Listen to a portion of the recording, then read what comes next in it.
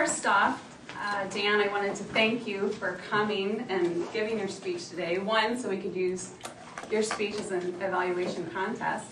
But also, I think you're very lucky because most of the time when you prepare a speech, you only get one person's perspective. And here you get three different perspectives on your speech. And I think all three of us probably come at it from a different angle. In terms of your speech, I love the idea, having had a dog. I just could relate to every single motion of it.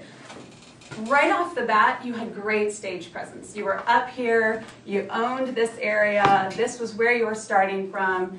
You used multiple sides of the room as you were talking, but it seemed to fit. It didn't seem that you were intentionally moving from place to place. You had a reason for why you went here and why you went there, calling the dog.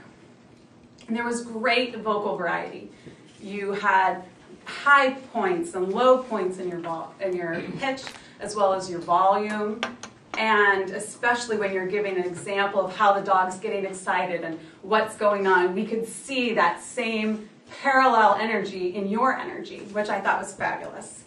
And I also thought you did an excellent job with gestures, stretching as the dog was stretching, and several of your points you acted out as much as possible, throwing the food and then showing how it was closer and then eating out of your hand. We could see as you spoke what you were talking about. There are a couple points that I think could make your speech even better. First would be the introduction. Although I enjoyed the introduction and I liked the fact that Stan Lee was a dog and not the comic book creator, I thought that your introduction was a little lengthy given the timing for your speech, and so it didn't give you enough time, in my opinion, to develop the main points. And the main points came out more as statements. He enjoys this, he enjoys that, rather than really fully developing them with lots of stories and anecdotes. Perhaps if you shortened the intro a little bit and then incorporated some of those same stories in the points where they might fit better.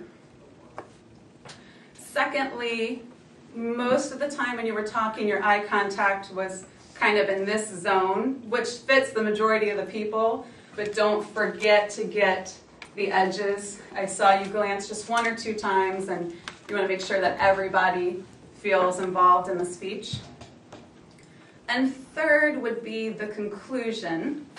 Your conclusion was basically, that's what I learned from Stan Lee, and reiterated your points. But I felt that I wanted more. I wanted to know maybe how these lessons impacted your life. This is what you learned from Stan Lee, so okay, that's what you learned, now let's put into practice. And maybe use a little bit of your intro in the conclusion, again, to divvy it up. So overall, a great speech, and really have great stage presence. Thank you.